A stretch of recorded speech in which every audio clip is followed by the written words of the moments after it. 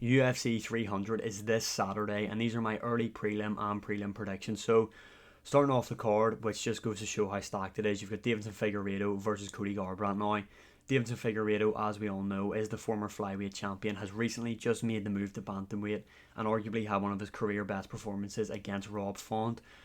Cody Garbrandt, former bantamweight champion, has kind of had probably one of the biggest fall-offs in MMA history. It needs to be studied, but Cody Garbrandt is still very dangerous. On a 2-fight win streak, is a great wrestler, extremely fast hands and extremely powerful. However, I'm going to have to be on the bandwagon here, and Cody Garbrandt's chin is going to fail him in this matchup, and I feel like Davidson Figueiredo is going to crack him with a right hand or a left hook and KO him in the first round. That is my prediction. A Davidson Figueiredo KO in the first round.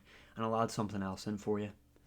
We could see a Cody Garbrandt retirement after this loss. Next, Bobby Green, Jim Miller, two legends. Obviously, Bobby Green is coming off that attempted murder loss by Jalen Turner, where the referee essentially just let him die.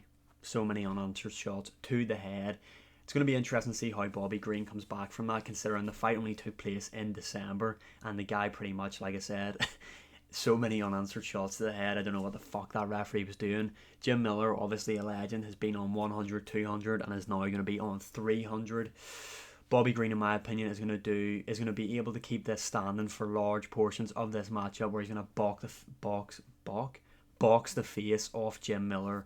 Bobby Green to win this by decision. Next, the fight that one of the fights everybody's looking forward to: Jessica Andrade versus Marina Rodriguez. Jessica Andrade is going to win this by split decision, winning the first and second round and then losing the third round. Andrade is the underdog going into this matchup. You could go either way for this, to be honest. Either way, it's going to be a split decision that goes either way. I'm going to go for Jessica Andrade, though, to get the win. And finally, again, this is crazy, the early prelim headliner, Jalen Turner versus Renato Moicano. Did I say his first name right? I was trying to be a bit fancy there. I don't know if I said his first name right or not. But anyway, Moicano is coming off that win over Drew Dober fairly recently as well. And then obviously Jalen Turner is coming off that attempted murder win over Bobby Green in December. Now, Jalen Turner, this might deceive you, 14-7. But this guy is extremely talented, in my opinion. Massive for the lightweight division. Now, Jalen Turner is going to be in trouble if Moicano is able to get a hold of him. But I feel like Jalen Turner is going to do a decent enough job in here at keeping it at range, and I feel like Jalen Turner, unfortunately, I know everybody loves Moicano now because he's got this relationship with the MMA guru, Money Moicano, etc.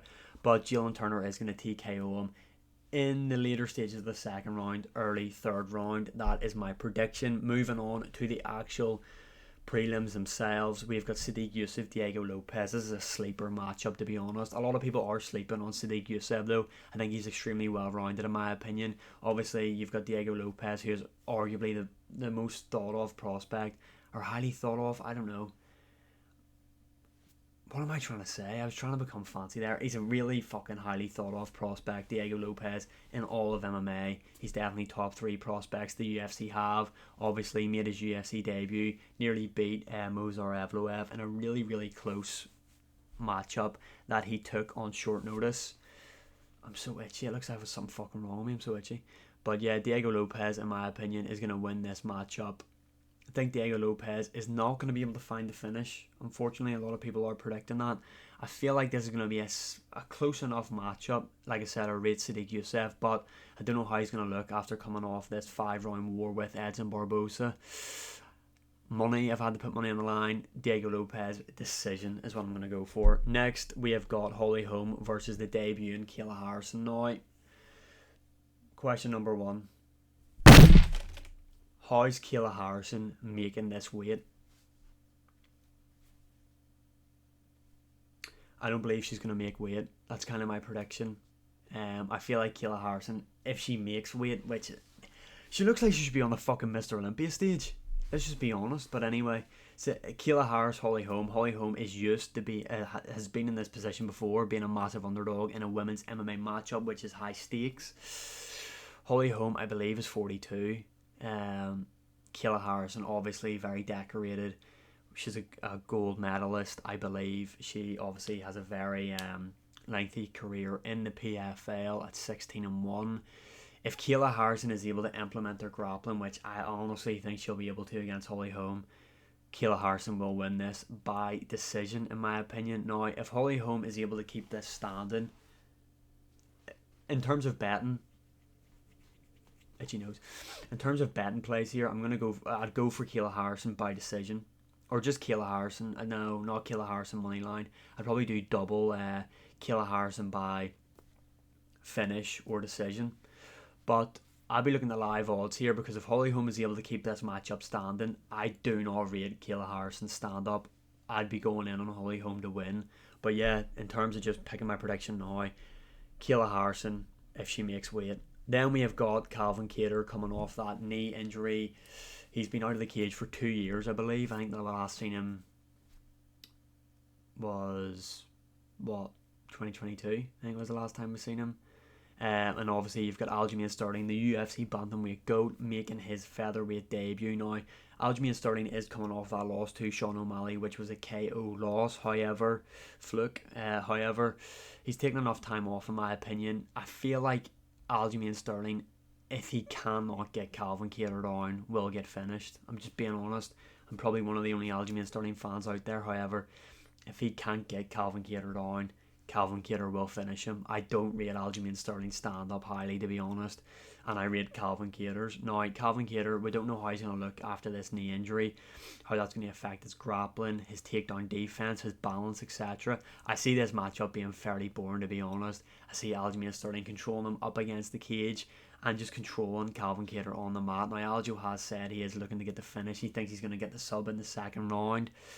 You could go for that, but for me, I think Aljo will win this by decision. I think Calvin Kattar, though, will have spots in this matchup where he's able to land a few combinations on Aljo. Might rock Aljo, but I feel like Aljamain Sterling is going to get it done. And finally, the prelim headliner, Jiri Prochazka, Alexander Rakic. Jiri Prochazka coming off that early stoppage, the Alex Pereira UFC 295. I don't give a fuck if he says he was out. It was early. Mark Goddard had his life savings on a second round KO win for Alex Pereira. Anyway, Jiri Prochazka's kryptonite is leg kicks. Alexander Rakic has great leg kicks. Now, this is telling me to go with Rakic. This Jiri Prochazka. Now, Jiri Prochazka, as we know, is just going to bomb forward in this matchup, which is what he has to do.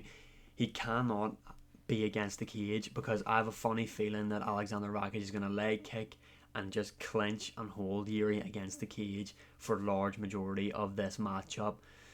But I have to back the Samurai. Jiri Prochazka, flying knee KO. Second round against Alexander Rakic, who's coming off an injury.